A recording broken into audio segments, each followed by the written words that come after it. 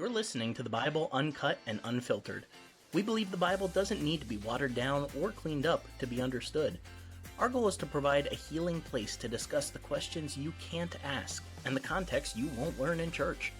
I'm your host, Colin Connor. Now, on to the episode. Welcome back, everyone. We have an exciting episode today because we have a brand new guest on the podcast.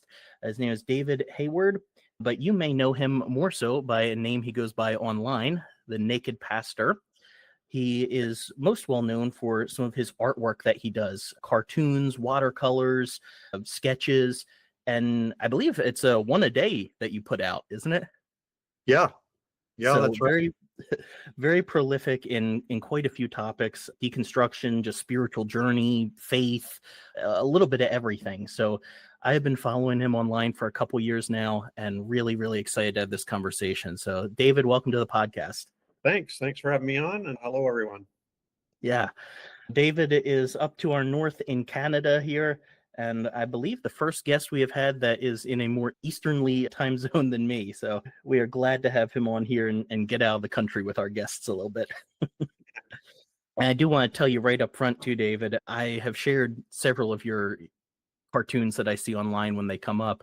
And recently I was having a conversation with my parents.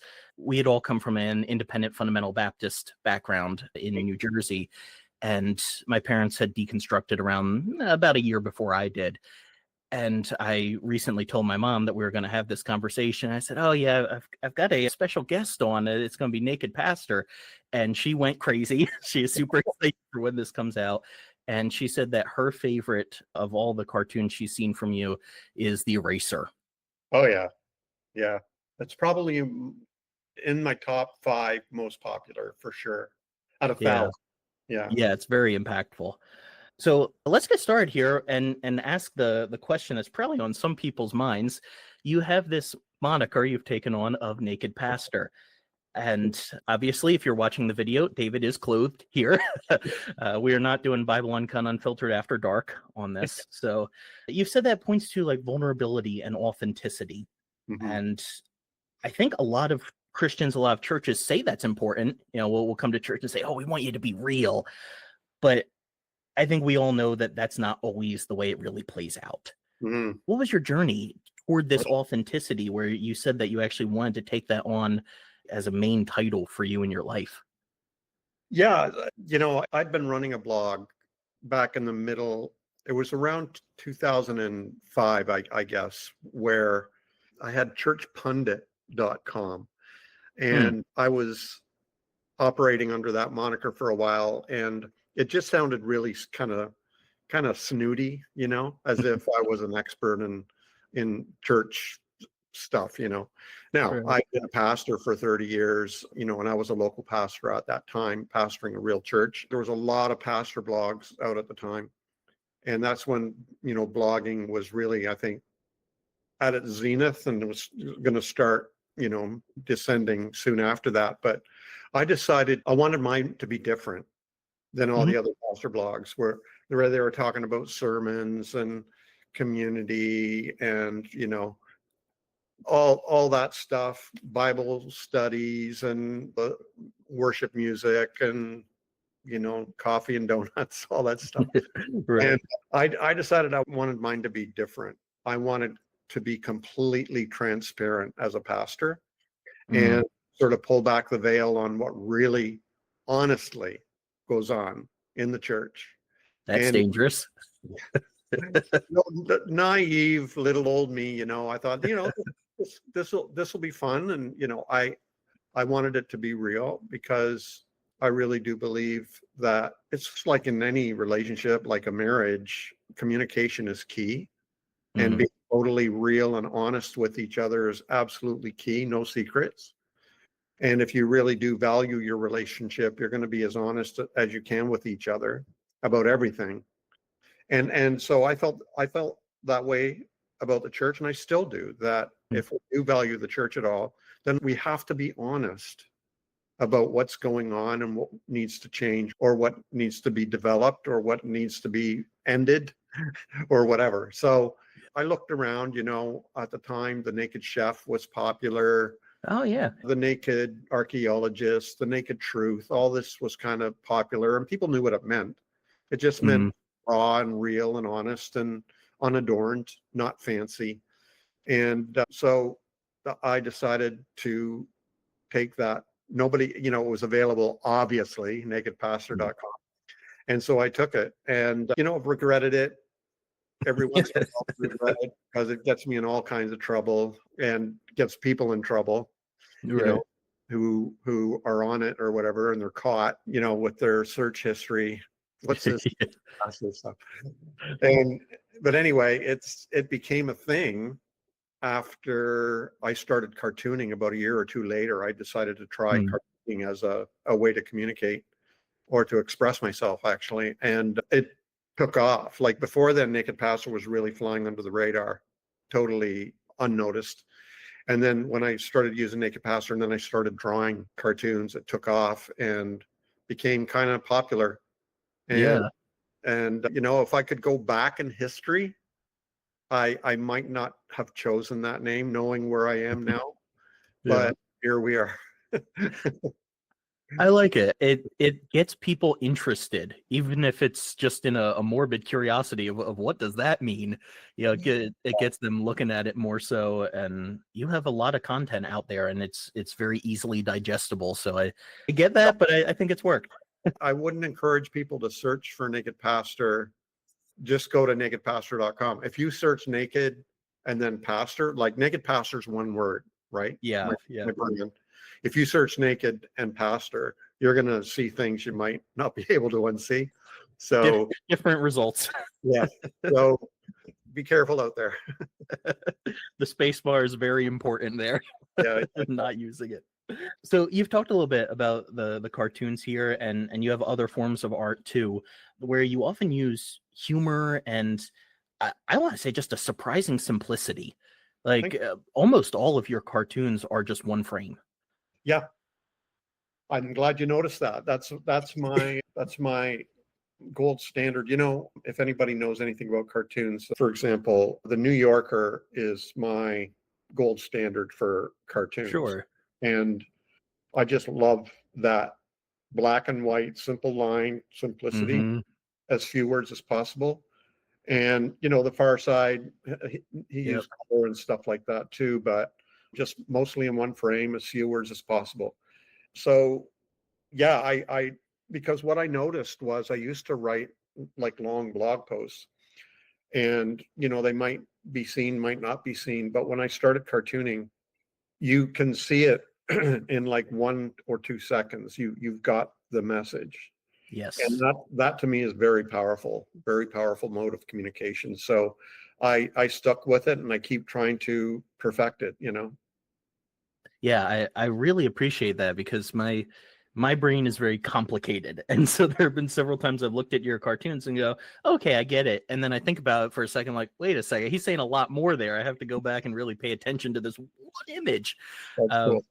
yeah, I love it. And what really amazes me is how you're able to use something where people see a cartoon and they're thinking Far Side or maybe New York or Peanuts or Garfield or whatever, but Right. you use this medium and it speaks into often deep pain and hurt, and yet in a way that it acknowledges that, but often still gives it to where a person can maybe not laugh but smirk a little bit and be like, oh yeah, I see what's going on. So Yeah. what role do you think humor plays in naming and healing these issues of spiritual abuse and religious trauma that you talk about? Well, I cartoon things that I myself have experienced or witnessed, right? Mm, I try to stay in my lane. So I'm cartooning about things that I have been mean something to me. It's very, very close to my heart. And so when I yeah. said earlier, I'm trying to express myself. All these cartoons, like about, you know, spiritual abuse or the abuse of power or Mm, silliness that goes on in the church or exclusivity or greed or any of these things. I've been there. I've been there. I've mm, lived it. And I don't know, maybe it's my way of exercising my own demons, by drawing this out. And I've always had a quirky kind of sense of humor anyway. I've always been able to make fun of stuff, you know, Mm, and I've always been able to use humor to see the maybe the positive or the funny side of things, or to expose its ridiculousness, you know. And yeah. so it's definitely gotten me in trouble, absolutely, because you don't mock the holy, or you don't criticize the bride of Christ, or all the things I've heard. But it's just it's my way of sharing what I feel. And Yeah. sometimes I'll often use the words, I hope they're poignant when they're funny. Like, I hope it's not, Hmm. oh, that's funny. But like you said, people say, that's funny. Wait a minute. Yes. And so I love that effect that they can have. If I can achieve it, it's hard to do. Oh, I'm sure, but I think you do, and I think there's, even though like you're saying it's not, I guess it's kind of taboo in church. We don't touch the sacred cows, but there's something so biblical about using satire. Like I just think of Jesus saying, "You strain at a gnat and swallow a camel." Like that's a hilarious image when you think about it. Yeah. Yeah. But there's a poignancy behind it where he's really making this pointed statement, but gets behind your defenses by making you laugh a little bit at first. Oh yeah. There's all kinds of humor in the Bible, like the prophets, when they're having a battle of miraculous powers, and Oh yeah, both Elijah with prophets, yeah. he says, "Where's your God? Is he going to the bathroom?" Yeah. That's funny. So, and then, like you said, in the Gospels, Jesus often is portrayed as saying offhanded things. And I think it's a valuable tool. And if it gets the point across, then good, I mean, I'm Mhm. all for argument. Although I don't like arguing myself, I'd be a lousy debater. But that's one way of getting a point across for some. But for me, it's I'm moved by art the most, like Mm, visual art or music or movies or stories or poetry or dance. Like those are the mm. things that move me. And I As think that's opposed to like when you say they move you most, as opposed to what else? Like a rational argument or yeah, like listening yeah. to a debate, for example, Sure, sure. that might be something I'd use on a get to sleep app, you know. Right. Yeah. But a lot of people get off on that, and Mm, that's totally fine. But I think the biggest moments in my life where I've had a real aha moment has been in front of some kind of a artistic expression. mm. Yeah. And like Jesus, again, it is said that he spoke only in parables, which are stories, Yeah. Yeah. and they were effective. So Yes. if I can draw a story in one picture, then Mm. I've achieved something. Yes. It's a way of making words more than just the sum of their parts. It says more than they do on their own. Yeah, and I mean, I know my problem. Like, I've been to Bible college, I've been to seminary. I started my PhD, I didn't complete it. I studied biblical Greek, biblical Hebrew, Mm. Aramaic, Yeah. even though there's only one chapter in the whole Bible that's Aramaic. Yep. And I've studied theological French, theological German. I did all that stuff, right? Oh Graduated wow. in my master's, and blah blah blah blah blah blah blah. Yeah. Impressive. And I could write stuff, but what I have found is that art has a way of bypassing our rational defenses and Hmm. our intellect, and somehow going straight to the heart of the matter. So I think I'm going to keep doing it, even though the algorithms keep changing and I don't know what the heck's going on online, but I'm going to keep I feel trying to that. put them out there. Yeah. Yeah, exactly. Yeah. Yeah. Yeah. Now, I wanted to have you on at this time of year specifically because January is Spiritual Abuse Awareness Month. And coming from a fundamentalist background, I experienced a good deal of spiritual abuse happening. Hmm. And I have seen this theme come up in your cartoons quite Yeah. frequently. Yeah. So I'm curious, from your perspective, both as someone who has been a pastor and an artist, how would you define spiritual abuse? Like maybe not in technical terms, but just in everyday, what does it look like? These are good questions, man. These are awesome questions. Thank you. And I appreciate it, because often when I'm invited onto a podcast, people say, share us, tell us your story. I'm like, not again. Right. Yeah. Well, and then, all that. But these are good questions. Thank you. Yeah. So there's two levels of spiritual abuse that come to mind right now. And one is personal, like one-on-one, person to person. And then there's systemic.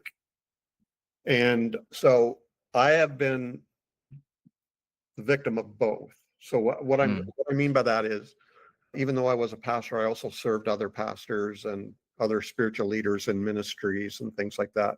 And I have experienced really severe spiritual abuse Oh, I'm sure. at their hands, but also at the church's hand, because I saw that even though I was experiencing spiritual abuse through a certain person, it was also a part of the system that they behave this way, and that I behave the way that I should behave, and Yeah. so I think the church as a whole systemically has to face the fact that when you're a system, you have to fight 24/7 against abusing the members, allowing the system to take over and abuse the members. But also, leaders have to constantly check themselves for the abuse of power. It comes down to power, and one person wanting power over another and using whatever means necessary to achieve that. So that's what spiritual abuse would be. It's abusing someone. So there's physical abuse, there's emotional abuse, there's economic abuse, there's all kinds of abuse. Yeah. And what that means is physical abuse, for example, is they're trying to control somebody and they're using their fists to do it, let's say. Spiritual abuse is where they're trying to control you and they're using spiritual tools to achieve that. What So, kind of spiritual tools? like quoting scripture, using their authority as a pastor, priest, or minister, or rabbi or imam or whatever, to control the members, using their power to intimidate and require complete obedience, unquestioning subservience, and everything like that. And that can have all kinds of expressions and intensity. And so, anything from trying to intimidate somebody or shaming people publicly to, banning people from the community, excommunication, discipline, weird kind of disciplines, and, all those kinds of things are spiritual abuse. And it can depend on how tender you are or how tough you are, what you can take and not take.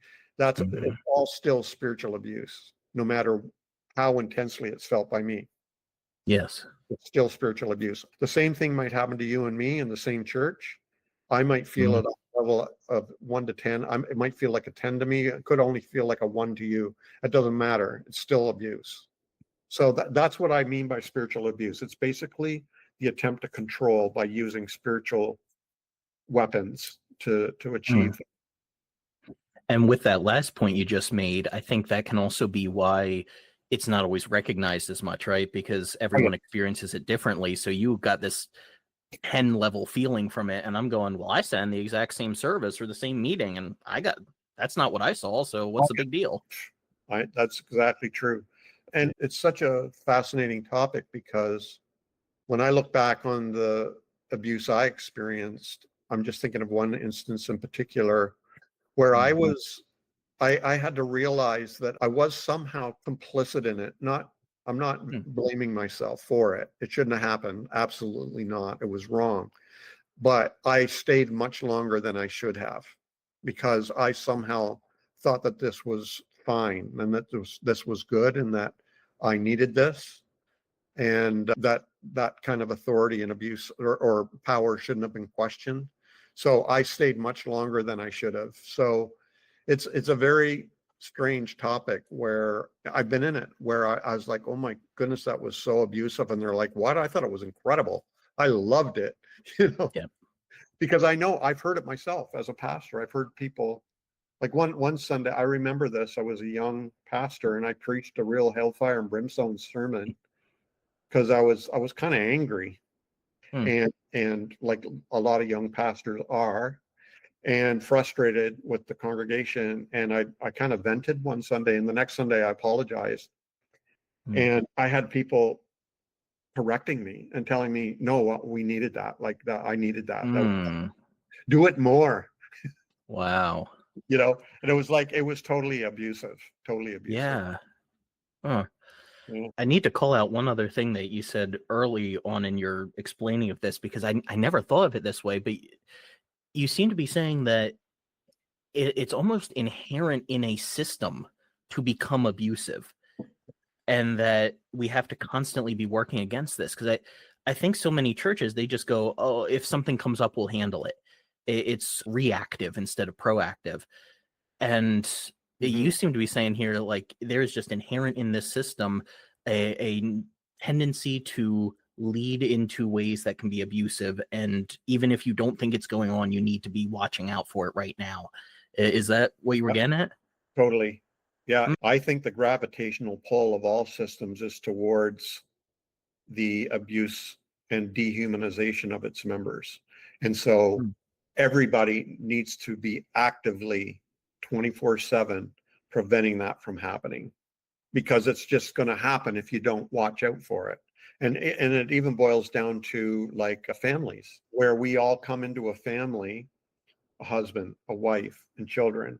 And the culture that we're in, it's assumed the man is the head of the household, let's say. Yeah. And so a man might come in with patriarchal assumptions Mm. and may not even be aware of it. It's unconscious, but he has male supremacy assumptions.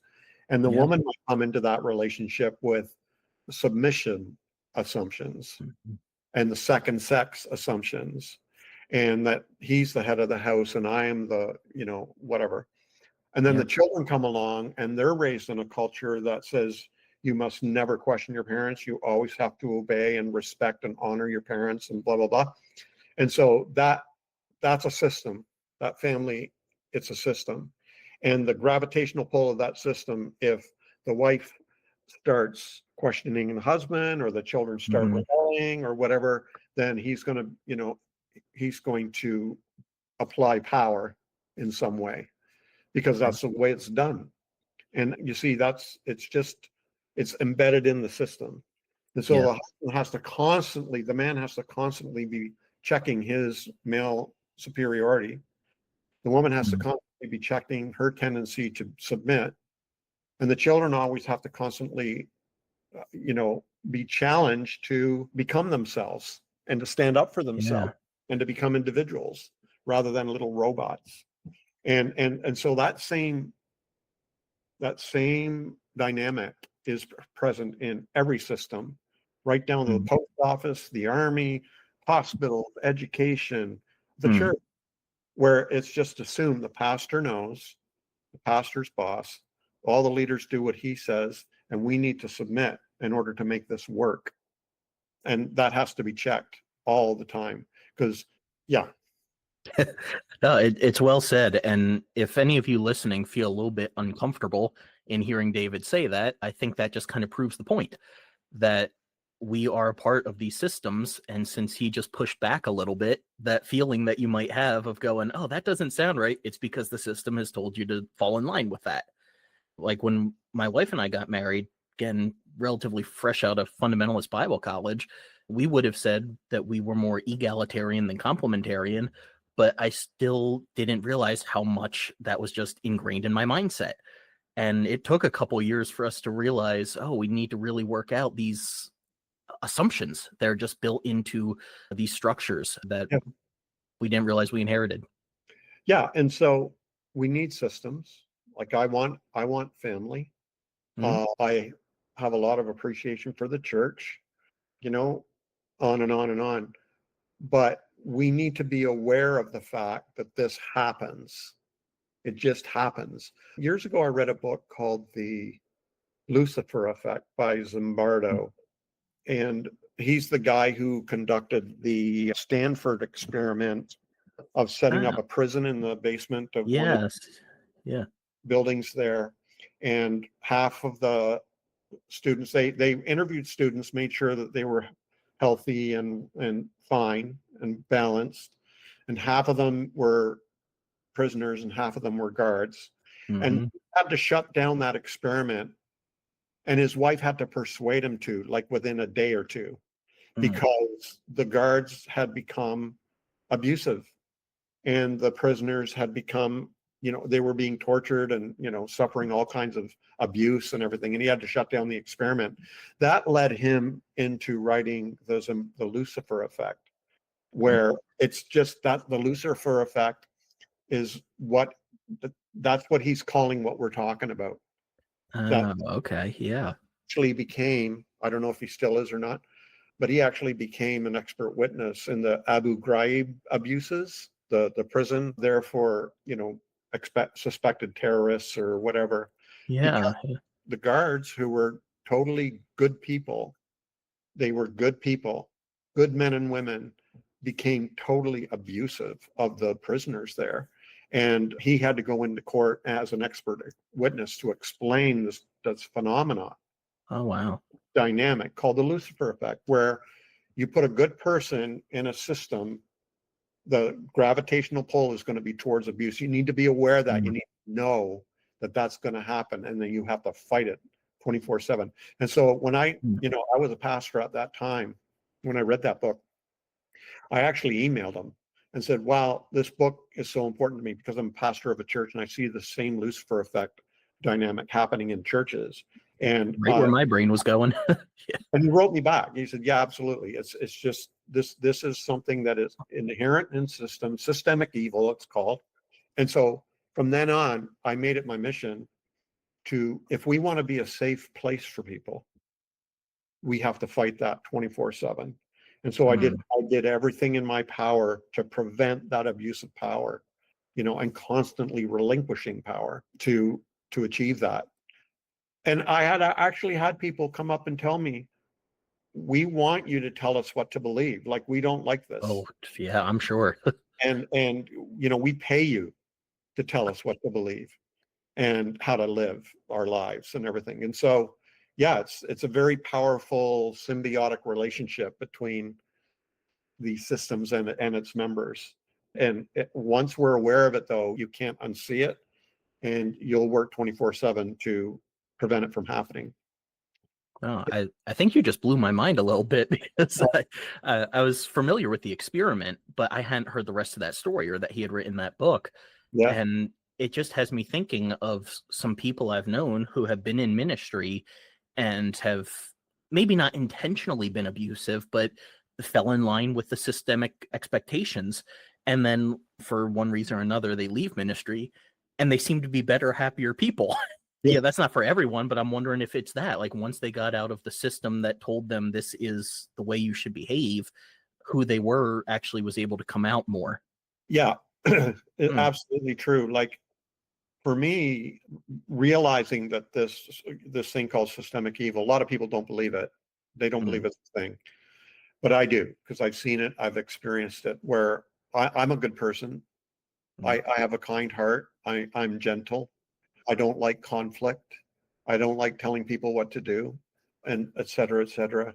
And I could feel the pressure from above, meaning the ideology behind it, but also from below, people expecting it. And so mm. it was constant effort to prevent that from happening. But it made for a very interesting community too. I can imagine. Yeah, that was great. Pretty recently, at least as of the time of the recording, it'll be a little bit once January rolls around, but you posted together a few of your, you said best or worst, depending on how you want to look at it, cartoons related to a spiritual abuse. Right. And I would love to talk through a few of them with you and just get Yeah. some more thoughts. The first one that I wanted to bring up has a person going to a minister and saying, "Pastor, what is our policy on abuse?" And the pastor responds, "Well, we only do spiritual and emotional, but we try to avoid physical and sexual." When I left Yeah. the IFB church that I had been a part of, I had spoken out against some spiritual abuse going on. And part of the response I got was, "Oh, well, that person never touched me inappropriately." Right. And like, obviously Christianity does have a sexual and physical abuse problem to deal with, but we have these spiritual and emotional elements that are often largely unacknowledged. Why do you think they're so rampant in the church and not brought up as much as something like sexual abuse? Well, we're probably going to get to one of the other cartoons in there where we rebrand what, Oh yeah, definitely. what it is. So like when I was, I remember confronting, I got myself into trouble so many times, where I went to the pastor and I was like, look, I don't appreciate being treated like that. Like I'm an adult, Yeah. and this person actually like poked me in the chest physically and said, you need psychological help and you're mentally Okay. ill or whatever. And it struck me because, that he touched me, Yeah. inappropriate. Like you shouldn't do that to another Yeah. adult in the chest. And he said, what's your problem with me? And I said, well, I think you're too controlling. I told him. I mean, my time was up there anyway. I knew my time, Right. and it was for sure up after that. But it that's what I mean by that is he saw his ability to control people as a strength, a charisma, a gift Mm, from God. And he was this powerful leader, but I wasn't buying it anymore. mm, A lot of other people did and still do, but I wasn't buying it anymore. And so, but for him, it was a part of his pastoral ministry. His spiritual gift was mm. the ability to persuade or convince or lead or mentor or whatever you want to call it, right? But for me, it was a method of control. And so when I spoke out against that, it cost me, it cost me a lot, but I Yeah. had to do that. That was something I had to do. And the thing with, the joke of that is, we try to avoid physical and sexual abuse. Yeah. A lot of churches don't try to avoid Yeah. it. And we're seeing it more and more and more, where more and more people are in the news, and they're pastors or youth leaders or something or other, and just a church leader of some kind. It just blows my mind that it's such a big thing. Like, and I remember when we had to meet with our insurance agent for the church, because churches Mm, have to have insurance, right? mhm. So we met with our insurance agent, and he said, you need to increase liability insurance. And Right. because of the rise of accusations of physical and sexual abuse or assault or Mm. harassment in churches. I'm not talking about ours, I'm talking in general. Sure, just in general. And so you need a policy to protect yourself against that. And in order to be covered by that insurance, this is in Canada. I don't know if they do this in the States or not, but you need two people at all times with children, two adults at all Mm. times with children. An adult can't be left alone with any child at any time. Never. Yeah, not a So, bad rule. not a bad rule at all. And so we that was a promise we made, a deal we made, and we got the insurance and all that kind of thing. So that, what does that tell you? Tells you a lot. Yeah. So, but there's no such insurance for manipulation and Mm, pressuring people, and where it can really destroy people's lives. yeah. Like there was a couple times in my life where it created incredible hardship on me and my family, and could I take that to court? Or it's a shady area because we all Yeah. participate in it, right? That's part of Mhm. it. You brought it up. Well, uh, I felt pressured to tithe for 20 years, and I felt like if I didn't tithe, I was going to be a second-class Christian and member, Absolutely. and I wouldn't be able to participate and be a leader of any kind unless I tithe. But I'm now $120,000 in debt, Hmm. and I have nothing to show for it, and I'm still not a leader or of any kind in the church. Still don't have the respect of the pastor. I want my money Yeah. back. Right. Yeah. I'm making a joke here, but it's that kind of thing is so shady because I participated in that. I'm not saying that happened to me Mhm. in the thing. It was Right. all, we were all complicit. We were all playing the same game, you know? Yep. And it's dangerous water, and but it's very real, very real. And it happens all the time in all kinds of churches, Yeah. not We just, think about that. Yeah, we think about that kind of thing in terms of a cult. Like somebody leaves a cult and yeah, they can't necessarily sue it or anything. It's just such murky waters, but it yeah, doesn't have to just be those big name cults that end up in TV documentaries. Like that can be your church right down the road. yeah. Mm, Well, it is. I mean, when I left the ministry in 2010, because of the situation here, I had to leave the church too, just because it's a small town and, everybody talking and everything. But I decided to binge watch some documentaries on cults. yeah. And holy smokes, I was like, wow, like we're dangerously close to that line in so The many ways. Venn diagram is almost a circle. And yeah, and for one thing, I saw, wow, there was a lot of cultish kind of things going on in the church. But also, why was I always attracted to that? Why was I Mm, always why did I always find myself in that situation? So mm, this is what people who suffer from spiritual abuse have to deal with, is with yeah. eyes open to the reality of the relationship they had, that it wasn't as sweet as they thought. And also, Mhm, why did I let that happen to me? The big yeah. question. Mm, Now you brought this one up, so I want to jump ahead to talk about this cartoon because I think it's one of your more provocative ones that I've seen. And it is of someone teaching an audience about how to rebrand spiritual abuse. So yeah, shaming gets relabeled as conviction, shunning as motivation, controlling as mentoring, guilt as repentance, and there's a few others. yeah. And this is something I've been mulling over for a while now, where I think modern Christianity has rebranded harm as good because we assume if we're doing it, it must be right. Since everything we believe is right, nothing biblical can be wrong. So as soon as we label something biblical, whether or not it is, it automatically has to be right. And all the negative, oh, that's just outliers. They're not telling the truth. It was something else. And I think this is one of the hardest things for people who are still in church to understand about spiritual abuse. So, can you Mhm. talk a little bit about how easy is it for these harmful practices to be reframed? And then how can people learn to recognize when something is being reframed and should be seen for the harm that it is? That's another big, big question, and one I deal with all the time, because there's a lot of things that have to happen.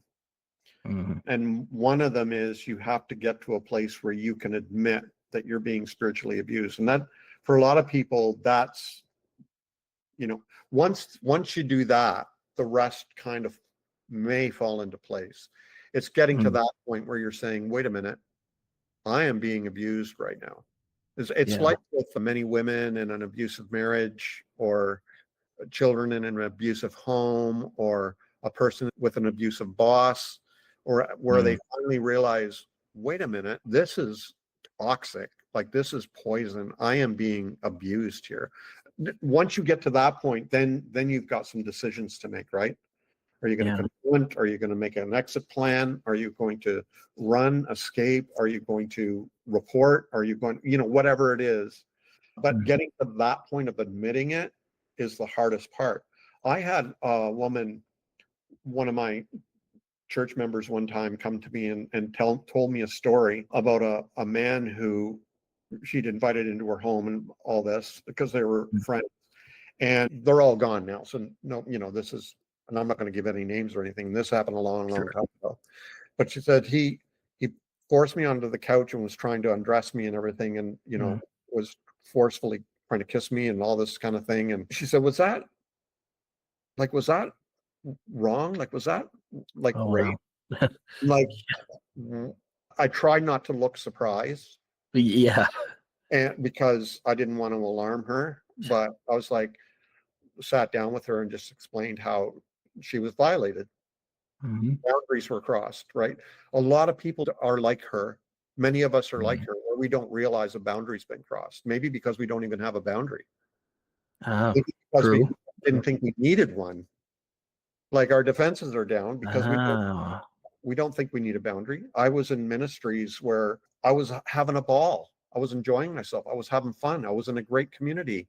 And then realizing, holy smokes, wait a minute, this is not right. And, you know, it's like I didn't even have a boundary. Realizing it was too late to put up the boundary and, for them. And I ended up, getting fired for all kinds of reasons, but that's what happened. So for me, that question's a really good question. And that's always the first step, is just getting to a place where you admit that was wrong. And what I'm Mm. experiencing, it doesn't feel good because it isn't good. So, for your listeners out there, I'm sure there's some people who have experienced it, or some people who are experiencing it now and are saying, okay, well, wait a minute, now what do I do? And Yeah. sympathize with you. I've been there. I've done that. I've got the t-shirt. I've got the scars. And Yeah. so that's the absolutely the first step, is just Mm. recognizing it and accepting it, that that's happening to you. Mm. And why do you think those terms are so often switched, where things that are harmful get relabeled? Is that intentional? Is that just part of the systemic evil that we talked about, where it's built into the culture? Like, why are we taking these things that we would never use the real labels, and then we rebrand it? Well, again, it goes back to control, right? Like, so some of my pastors in the past, or spiritual leaders that I served, but where I felt pressured, and they were pressuring me, and because I there was some reluctance and hesitancy in me, and then finally just caving, because that was the only way that they were going to be happy. And of course, God is employed, the vision of the church is employed, money is employed, everything's employed to convince me I need to do this or whatever. And I finally concede and do as they ask, or do as they say, or whatever. But that's the way controlling people operate. And for them, they've finally convinced me to do the right thing. That's the way they see it. Yeah. Completely, I don't want to say innocent, but it's unintentional. Like, they don't Hmm. meaning to abuse me. They would never even admit it was ever abuse. The Yep. worst abusers in my life would never admit they were abusive. They Hmm. just thought that they were being a strong leader. And Yes. I was resistant or stubborn or rebellious. Heard So all that before. yeah, me too, many Mm. times. Yeah. You had another cartoon in that list of a woman crying in bed while reading a book titled "Have You Been Spiritually Abused?" And I know you don't always like to explain the cartoons, but I did want to share just the way my brain interpreted that. And you don't have to say if it's right or not, but we can riff off of it a little bit. I almost took that because in the cartoon, she's laying in bed. You can see the arm of her partner there. And I almost took it as like this woman who maybe was from an evangelical background, got married to a good godly guy kind of thing, and then she, maybe through reading about this spiritual abuse, is realizing that she has experienced abuse. Again, maybe not intentionally, but just through the expectations of that kind of relationship in a complementarian marriage. Mhm, And she might not read a book on physical or sexual abuse, but was starting to connect the dots through reading about spiritual abuse. mhm. So if you want to riff on that, or even just talk about like how spiritual abuse can be connected to emotional, domestic, or even sexual abuse. Well, yeah. So she's in bed. She's reading. Her husband is turned over, and you can see his arm. So she's by herself essentially, Mm, and he's off to sleep, la la land. yeah.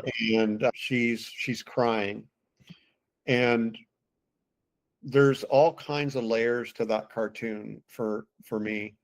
And, Mm, and one layer is just realizing that you've been spiritually abused. Is It's not only incredibly shocking, but it's very sad, yeah. because a part is going to say, I let it happen to myself. Another part is going to say, I can't believe they did that to me. And then there's another layer where, let's say they're churchgoers or whatever, and let's say the husband is patriarchal in nature. he will bring that spiritual abuse into the home Yep. and manipulate his wife and use it. I did that myself. I did Mm. that myself when I was a young, pastor or whatever. And I might as well be honest. Let's Mm. say I wanted sex and Lisa wasn't in the mood or whatever. I felt it was Mm. her, it's kind of your biblical duty to, Right. you know what I mean? Like Yeah. that. I've heard a lot of that. Yeah. Yeah. And I've grown a ton since then, but that's where there's a bleeding of the lines where Hmm. spiritual abuse and all that enters into the home. A lot of the fuel for abusive husbands and fathers, women too, but Sure. most of the people I talk with, abusive husbands and fathers, the church is on their side Hmm. and the church has their back. I'm a friend with somebody who has a horror story, and even their own kids know that their Mm. father is abusive and went with their mom. Her mom had to escape Wow. when the husband went out for a couple hours. She had her bags packed, hidden away, and their Mm. kids piled into their other car and took off to a shelter. But it's still her fault. The church, it's still her fault. Hmm. Yep. And so that's what a lot of women are up against, and that's what I tried to convey in that cartoon. Mm. I'm noticing we're getting close to time, so there were two other cartoons that I wanted to talk about here. I'll see if there's one in particular that Sure. you want to steer the direction of. One was the woman in therapy talking to the therapist who says, you went to a place where you were willing to be shamed and abused in order to feel loved and less lonely. And the other was the pastor denying spiritual abuse while sitting atop bodies that were quite literally swept under the rug. So if we're just taking one of those, which direction do you want to take the conversation? Do you have a preference? Well, let's be pastoral here for a second and choose the therapy one, because the other cartoon is just a pastor denying that spiritual abuse is happening, because no, like I said, no pastor will admit they're spiritually abusive. Mm. um you know the the therapy one, maybe this will touch some people who are listening right Yeah. now. And it's kind of like, it's related to what I was already saying, was when I post a spiritual abuse cartoon and then a lot of people come on and say, this is my experience, I can't believe I lived with that for so long, and I can't believe I participated in that, and kind of feel complicit and feel guilty and ashamed of it. Yep. And then some jerk will come on and say, why did you idiots even go there in the first place? Or why did you Hmm. stay once you realized it? Like, are you a bunch of fools? Are you a bunch of idiots? Well, this jerk has no understanding about abuse, obviously. Never read a book about it, never been in therapy about it, or knows anybody who's been in therapy about it and talked about it. Because this happens all the time. There's tons of people who are in abusive relationships and either don't know it yet, and if they do, they don't know how to get out of it, Yeah. because, and don't even know if they want to get out of it, because Mm. True. for a lot of women, if they leave their abusive husbands, for many women that's financial ruin, it's reputational ruin, it's their faith ruin, their church ruin. There's all kinds Mhm. of, you know ruin just waiting for them. I mean, I don't know how many men I know who are abusive, who, have gotten a gold star for their Yeah. behavior and the way they've treated their wives and kids and stuff. And because they were strong and authoritative and righteous. So this woman is in therapy because she realized that she was willing to take the heat in order to have some sense of community and to keep her friends and to keep some semblance of order in her life, and to have people to talk to and love and to be loved. Hmm. That's the number one pain point for people who've left the church, I think, is loneliness. They miss the community and they can't find it anywhere else. Hmm. And so a lot of people know that, intuitively know what lies ahead if they leave. And Yeah. so Yeah, she's in therapy dealing with, first of all, she needs to realize it's okay. You knew the cost, you knew the risks. That's good. You took your time. You came up with a plan, Mm. and you finally took the step. And that's all good. So don't beat yourself up. You finally did it. But for a lot of people, it takes some therapy and some time getting there. And by the way, I'm a real fan of therapy. Yeah. Therapy rocks if you have a good Yeah. therapist. And it's helped me. It's helped so many people just deal with the fact that you're not just escaping an abusive relationship. You're also learning how to prevent that from happening again in the future, Very true. possibly by building up your own inner fortitude and establishing boundaries, etc. Right? Hmm. So, like when Lisa and I were dating, my wife Lisa and I were dating, we were at Bible college Mm. and madly in love and everything. But one time we were in the car and we were having some kind of an argument of some kind. Yeah. And I didn't mean anything by it, but I grabbed her wrist Mm. and I was like trying to make a point, and she freaked out Mm. and told me, if you ever touch me like that, you will never, ever see me again. Oh, So wow. right from the get-go, she established a boundary. Now, Yeah. the home I grew up in, that was done all the time by my dad. Yeah. He was constantly grabbing me and pulling Mm. me, pushing me, and Mm. physically, right? And for me, it was just a emphasis, but it was abuse, Mm. right? Yeah. So Lisa, she established a boundary, and it never happened Good. again. Yeah. We've been married now 45 years, Oh, that's awesome. but yeah, so that kind of thing where you learn how to establish boundaries and to keep them. Mm. And I think with this cartoon in particular, I mean, many of yours, but it's very obvious here in this one, there is an emotional intelligence that I am guessing you did not learn from your time in church and Bible college. Right. So where have you been able to learn how to name these emotional and psychological dynamics so clearly and compassionately?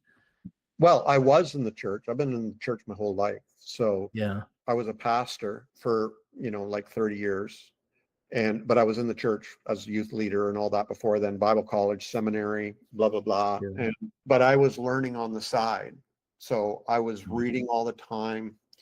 I was, using spiritual direction, spiritual directors and mentors. I was taking courses. I was taking clinical pastoral education. I'm getting introduced to Carl Jung, that whole Oh, good. depth psychology, spirituality. And so I was learning all that stuff on the side, going to therapy, learning about emotions, learning about mental health. So all this Mm. stuff was happening, and it fed into my ministry, of course. But I Yeah. kind of had to do that on the side because the ministry itself didn't provide that. Yeah. And seminary itself didn't provide that kind of thing. So Same for that me. was, I was going to school, the school of life, kind of Yeah. all while I was in the ministry. Yeah, Mm. yeah, One other thing I want to make sure I asked you here at the end. Earlier on, you empathized with any listeners that might be feeling this way, and we yeah. were talking about just like kind of the first domino is acknowledging that Mhm, abuse may have happened. mhm. So if we have anyone who has listened to this conversation and they've got those little red flags going off in their brain and maybe some connections happening that didn't happen before, do you know of any good resources or places to start for them to kind of get an idea of, was this actually abuse, what happened to me, or like where should they go to get that kind of guidance for the next steps? Well, here, can I just take 1 second? I can Mm. never remember all the titles, but Sure. yeah, there's all kinds of good books out there. So, and I've reviewed many of them, given endorsements for many of them. But you just go on Google or Amazon and just Google spiritual abuse. So there's one, When Religion Hurts You, by Laura Anderson. Oh Um, yeah. Yeah. I endorse that one. There's another one, a brand new one by a friend of mine, Catherine Spearing, uh, Hmm. 1,000 Tiny Paper Cuts, the Oh, subtle okay. insidious nature of spiritual abuse and life on the other side. So, there's just tons of books on spiritual abuse. But yeah, I would be careful though, because there's some that are really trauma informed and some that are not. And so Yeah. those ones I've just mentioned would be trauma informed, and I would recommend them. But We yeah, those will are two for now. Good. We will link to those in the show notes, and I'll definitely link to your site. And you have a community on there as well, too. So I want to make sure you mention that in a second. But David, I just want to say thank you for taking the time to have this conversation with us. It's My pleasure. been Thanks for the good questions too. It was good. I enjoyed it. no, thank you. It has been a enlightening, and when I always hate saying I enjoyed the conversation when it's on such a difficult, heavy topic, but I think we've been able to provide some hope, and I think maybe even some healing for people as they see I the hope work so. that you've done. Thank you. Thank you. So we have focused mostly on the cartoons here, but I want to remind everyone David is also just a great artist in general, has many great watercolors and sketches, does commission work on his website, has designed tattoos that you can see some of them on the website. Yep. Also a published author of like 10 or 12 books, something like that. Yep. So there's a whole other well that you can dive into of stuff that he has done. But David, the last minute here is yours. Anything that you're working on that you want to plug, let the listeners know how they can find you, and any final thoughts. Okay. Well, my home base camp for me is nakedpastor.com. So that's where everything is at. And from there, you can find everything that I do, including, I'm on all the social media platforms, which are driving me crazy right now. And, my books are all there. You can find them all on Amazon too, or anywhere books are sold. I have an online community called The Lasting Supper. That's for people who are deconstructing and who, have dealt with spiritual abuse and things like that, which has been going since 2012. So it's 13 years old and is still going strong, and it's just a wonderful place.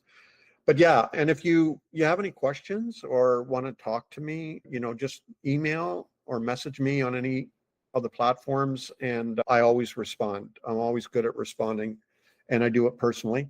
So yeah, thanks for having me on your show. And I really do, like you, hope that our conversation today will be of benefit to some people. Stay curious. One of my books is called Questions Are the Answer. So I like this. Ooh, all right. Stay curious and keep asking questions about the uncut and unfiltered Bible. Amen. Yeah. David, thank you for being on here with us. It has been a pleasure. Thank you so much. You've been listening to the Bible Uncut and Unfiltered.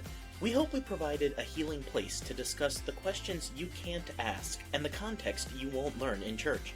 If you enjoyed the podcast, would you take a minute to share it with a friend? You could also rate and review on your podcast app.